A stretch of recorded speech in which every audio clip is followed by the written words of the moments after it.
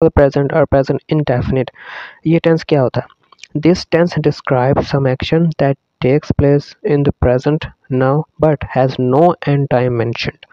तो ये टेंस जो है किसी काम या किसी एक्शन को प्रेजेंट में शो कर रहा होता है, जो प्रेजेंट में होता है और उसका कोई एंड टाइम नहीं है। फॉर एग्ज़ाम्पल, जैसे मैं कहूँ कि मैं स्टडी करता हूँ, अहमद साइकिल चलाता है, उमर क्रिकेट खेलता है, वो कपड़े बेचता है वगैरह वगैरह। तो अबू लाहौर जाते हैं। तो ये सब जो है प्रेजेंट इंडेफिनिट टेंस के हैं और ये प्रेजेंट में होते हैं और डेली रूटीन में एज अ हैबिट हम कर रहे होते हैं। तो उर्दू में हमें कैसे पता चलेगा कोई जो जुमला है वो प्रेजेंट इंडेफिनिट टेंस का है? उसके लिए हम जुमले के लास्ट वाले वर्ड्स को देखेंगे। अगर जुमले के लास्ट में ता है, ती है, ता हूँ या ते हैं वगैरह के अल्फाज आ रहे होते हैं, वो जुमले प्रेजेंट इंडेफिनिट टेंस के होते हैं। तो फॉर एग्ज़ाम्पल, जैसे कि अभी हमने बात की, मैंने कहा कि मैं पढ़ाई करता हूँ, वो साइकिल चलाता है, अबू लाहौर जाते हैं, रज़िया कपड़े धोती है, प्राइम मिनिस्टर साहब दौरा अमेरिका पर जाते हैं वगैरह वगैरह। इन सभी सेंटेंस के लास्ट में ता है, ती है या ता हूँ वगैरह के अल्फाज आए हैं। तो डियर व्यूअर्स, हर टेंस को सीखने के लिए रूल्स होते हैं या और किसी भी जुमले को और किसी भी टेंस में ट्रांसलेट करने के लिए रूल्स को फॉलो किया जाता है। प्रेजेंट इंडेफिनिट या सिंपल प्रेजेंट के लिए भी कुछ रूल्स हैं। रूल नंबर 1 है use first form of verb. इस टेंस में हम first form of verb use करते हैं। Form of verb, I hope आपको पता होगा कि there are 3 form of verbs, first form, second form and third form. और अगर आपको इनके बारे में नहीं पता तो आप कमेंट सेक्शन में कमेंट करके बता सकते हैं। इस पर भी मैं एक सेपरेट से वीडियो बना दूंगा।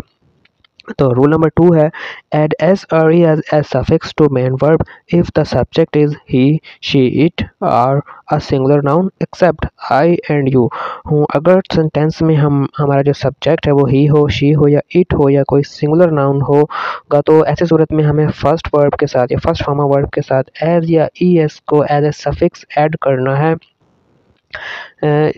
एक्सेप्ट आई एंड यू, अगर सब्जेक्ट आई और यू होगा तो इस सूरत में हमें नहीं करना, क्योंकि आई एंड यू भी जो है ये एक सिंगुलर सब्जेक्ट ही है, लेकिन इनके साथ हमें नहीं करना। ये ग्रामर का रूल है। यू समटाइम्स हम जो है सिंगुलर नाउन भी होता है, सिंगुलर सब्जेक्ट भी होता है, यानी किसी एक शख्स के लिए भी हम यूज़ करते हैं और सम टाइम ये ग्रुप ऑफ पीपल के लिए भी यूज़ किया जाता है। तो इसीलिए एक वजह यू के साथ तो इस्तेमाल ना होने की, एक वजह तो ये भी है एस या ई एस का इजाफा ना होने की। एंड आई के साथ क्यों नहीं किया जा सकता, इसके लिए कोई रीज़न नहीं, जस्ट ये ग्रामर का रूल है, हमें नहीं करना। तो रूल नंबर 3 है use does not to make a negative statement और negative sentence if the subject is he, she, it और अ सिंगुलर नाउन।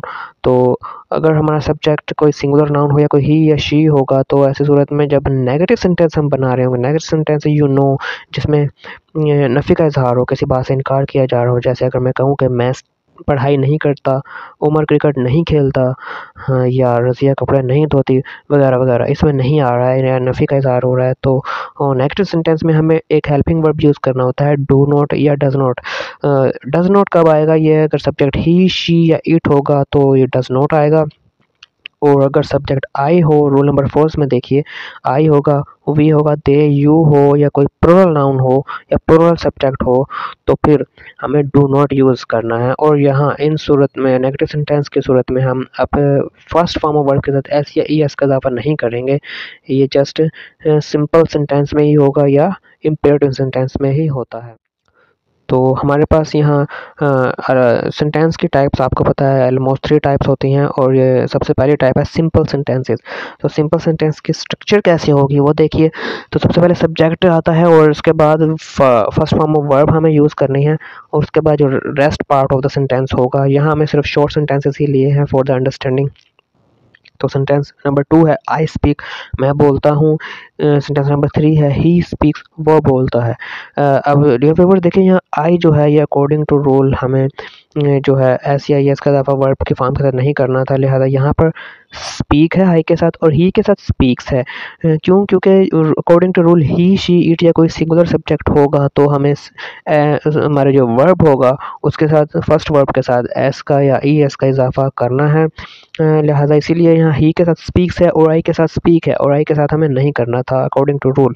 और एक और बात मैं यहाँ क्लियर करता चलूँ कि हमें एस का इजाफा कब करना है और ई एस का कब करना है, ये देखने के लिए हमें क्या देखना है कि जिन वर्ब्स के लास्ट में एस एच आ रहा हो या एक्स आ रहा हो तो ऐसे वर्ब्स के साथ हम ई एस का इजाफा करते हैं। फॉर एग्जांपल ब्रश करना, अगर मैं कहूँ वो अपने दांत ब्रश करता है, ही ब्रशेज हिज टीथ, तो यहाँ जो ब्रश है ये एस एच इसके लास्ट में आ रहा है तो अब ई एस का यूज हमें ब्रश को ब्रशेस क्या करना है। और या फिर जिनके आखिर में एक्स आ रहा हो, एक्स वाले जो है ये वर्ड्स बहुत ही कम हैं, ये इतने कॉमन नहीं होते। अगर मेरे माइंड में इस वक्त एक फिक्स आ रहा है कि फिक्सिंग द प्रॉब्लम, या अगर ही तो उसने मेरा मसला फिक्स कर देगा, ही फिक्स वो मसले हल करता है, ही फिक्सेस द प्रॉब्लम, एक्स आ रहा है तो हमें ई एस का इजाफा किया है। ठीक है, तो इसी तरह एक्स और एस एच वाले जो वर्ब्स होंगे उनके साथ ई एस का इजाफा किया और बाकी जो दूसरे हैं जिनके साथ इन दूसरे लेटर्स आ रहे होते हैं उनके साथ जस्ट एस का इजाफा किया। यहाँ स्पीक है के आ रहा है तो यहाँ एस का इजाफा होगा जस्ट सिंपली। सेंटेंस नंबर 4 को देखिए, शी स्पीक्स वो बोलती है तो शी के साथ हमें इस एस का इजाफा करना था लिहाजा किया गया है। सेंटेंस नंबर 5 है, she speak sorry you speak, तुम बोलते हो, यू के साथ अकॉर्डिंग टू रूल जो है हमारा जो वर्ब है इसके साथ एस या इजाफा नहीं किया गया क्योंकि अकॉर्डिंग टू रूल नहीं करना है। उसके बाद है अली स्पीक्स, अली यहाँ हमारा सिंगुलर सब्जेक्ट है और सिंगुलर सब्जेक्ट के साथ हमें एस का इजाफा करना है या ई एस का। अगर वर्ब एस एच के साथ एंड हो रहा होगा तो यहाँ स्पीक है और स्पीक के साथ तो जस्ट एस का इजाफा ही होगा। नेक्स्ट है हमारे पास सेंटेंस नंबर 7 है, वी स्पीक, हम बोलते हैं, वी प्लूरल सब्जेक्ट है, वी के साथ हमें नहीं करना था एस या ई एस का इजाफा लिहाजा नहीं किया। उसके बाद नेक्स्ट है दे स्पीक, वो बोलते हैं, दे प्लूरल सब्जेक्ट है, यहाँ स्पीक के साथ एस का इजाफा नहीं किया गया। नेक्स्ट सेंटेंस नंबर 9 है, द हॉर्स रन्स, घोड़ा दौड़ता है। यहाँ जो हॉर्स है एक सिंगुलर सब्जेक्ट है तो सिंगुलर सब्जेक्ट के साथ हमें एस का इजाफा करना था लिहाजा रन हमारा यहाँ verb first form of verb है और इसके साथ हमने किया है। अगर यहाँ हॉर्सेस होता तो एक प्लूरल सब्जेक्ट बन जाता, घोड़े दौड़ते हैं, और जब सब्जेक्ट प्लूरल हो तो हम फर्स्ट फॉर्म के साथ एस या ई एस का इजाफा नहीं करते। उस वक्त हमारा जो सेंटेंस है वो कुछ इस तरह से होता है, द हॉर्सेस रन, यहाँ रन नहीं होना था। तो नेक्स्ट हमारे पास सेंटेंस नंबर 10 है, Ali and Umar speak, Ali and Umar बोलते हैं। यहाँ अली एंड उमर दोनों मिलकर एक प्लूरल सब्जेक्ट बन गए और जब सब्जेक्ट प्लूरल हो तो फर्स्ट फॉर्म ऑफ वर्ब के साथ एस या एस का इजाफा नहीं करना। सेंटेंस नंबर 11 है, द बर्ड्स चिर्प, यहाँ बर्ड्स प्लूरल सब्जेक्ट है, बहुत से परिंदे हैं तो चिर्प हमारा यहाँ फर्स्ट फॉर्म ऑफ वर्ब है, परिंदे चहचहाते हैं। तो यहाँ हमने चिर्प के साथ एस का इजाफा नहीं किया है। अगर सिंगल बर्ड होता यानी कि द बर्ड तो फिर हम चिर्प्स करते, तो फिर हमें क्या करना था, परिंदा चहचहाता है, द बर्ड चिर्प्स। तो जो हमारा चिर्प यहाँ वर्ब है इसके साथ हमें एस का इजाफा करना था लेकिन बर्ड्स के साथ नहीं करना है क्योंकि बर्ड्स हमारा प्लूरल सब्जेक्ट है। उसके बाद नेगेटिव सेंटेंस, अभी नेगेटिव सेंटेंस क्या होता है, ये वो सेंटेंस हम पहले भी डिस्कस कर चुके हैं जिसमें हम नफ़ी का ज़ार यानी किसी बात से इनकार कर रहे हो, जैसे मैं स्टडी नहीं करता, रज़िया कपड़े नहीं धोती, अबू लाहौर नहीं जाते वगैरह वगैरह। तो नेगेटिव सेंटेंस की स्ट्रक्चर कैसी होगी, इसमें सबसे पहले सब्जेक्ट आता है, उसके बाद डू या does not as helping verb use किए जाते हैं और लास्ट उसके बाद फर्स्ट फॉर्म ऑफ वर्ब आती है और उसके बाद rest of the sentence. Okay, तो ये डू का भी यूज़ होगा, डज नॉट का भी यूज़ होगा, ये भी हम पहले देख चुके हैं। Sentence number roll number 3 and 4 में देखिए, ही शी इट या किसी भी सिंगुलर सब्जेक्ट के साथ हमें डज नॉट यूज़ करना है, और जबकि अगर सब्जेक्ट आई हो, वी हो, दे हो, यू हो या कोई प्लूरल सब्जेक्ट या प्लूरल नाउन हो तो डू नॉट यूज़। सेंटेंस हमारे पास है sentence number 2, I do not speak, I के साथ हमें डो नॉट ही यूज़ करना है क्योंकि अकॉर्डिंग टू रूल हमने पढ़ा। और sentence number 3, he does not speak, वो नहीं बोलता, ही जो है एक सिंगुलर सब्जेक्ट है और ही के साथ हमें डज नॉट ही यूज़ करना था। और अब नेगेटिव सेंटेंस में हम जो है फर्स्ट फॉर्म ऑफ वर्ब के साथ एस या एस का नहीं करते क्योंकि ये हमें डू के साथ कर दिया, डू का डज जो कर दिया है इसी वजह। सेंटेंस नंबर 4 है, यू डू नॉट स्पीक, तुम नहीं बोलते। सेंटेंस नंबर 5 है, यू के साथ भी हमें नहीं करना था, लिहाजा नहीं किया। अली डजंट स्पीक, अली नहीं बोलता। अली जो है यहाँ सिंगुलर सब्जेक्ट है और सिंगुलर सब्जेक्ट के साथ हमें डज नॉट ही यूज़ करना था। यहाँ डज नॉट के साथ जो है डजंट मैंने यूज़ किया है। ये स्पोकन एक्सप्रेशन है। वो लोग जो फ्लुएंटली इंग्लिश बोलते हैं वो डज नॉट को डजंट प्रोनाउंस करते हैं। आपके अंडरस्टैंडिंग के लिए मैंने यहाँ एक ऐसा केस ऐड कर दिया है।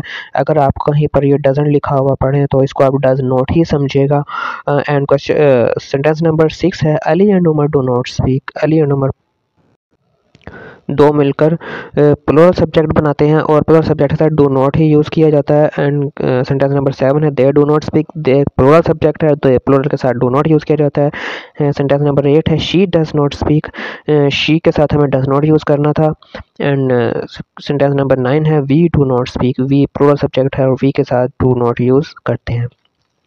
इसके बाद हमारे पास इंटेरोगेटिव सेंटेंसेस है। इंटेरोगेटिव सेंटेंसेस कौन से होते हैं? ये वो सेंटेंसेस है जिसमें हम कोई क्वेश्चन कर रहे होते हैं, कुछ पूछ रहे होते हैं, सवालिया जुमले इनको हम उर्दू में कहते हैं। ये इंटेरोगेटिव सेंटेंसेस होते हैं। फॉर एग्जांपल, क्या वो बोलती है, क्या वो लाहौर जाता है, क्या वो क्रिकेट खेलता है, वो कब स्कूल जाता है, वो कब खाना खाता है, वो वगैरह वगैरह। तो इंटरोगेटिव सेंटेंसेस के स्ट्रक्चर को देखिए तो सबसे पहले डू या डज नॉट सेंटेंस के स्टार्ट में आ जाता है, उसके बाद सब्जेक्ट आता है और फिर बाद में फर्स्ट फॉर्म ऑफ वर्ब आती है। तो सेंटेंस नंबर 2 को देखिए, डज शी स्पीक, क्या वो बोलती है। सेंटेंस नंबर 2 है, डू आई नॉट स्पीक, क्या मैं नहीं बोलता। सेंटेंस नंबर 4 है, why do you not speak, तुम क्यों नहीं बोलते। ये क्वेश्चन वाला आ गया, WH वाला सेंटेंस में, जिसमें हम कोई क्वेश्चन यानी कि हाउ, व्हेन, वेयर वगैरह के अल्फाज वो स्टार्ट में आते हैं और उसके बाद डू नॉट या डज नॉट आएगा। इसे सेंटेंस नंबर 5 को अगर आप देखें, why does she not speak, वो क्यों नहीं बोलती।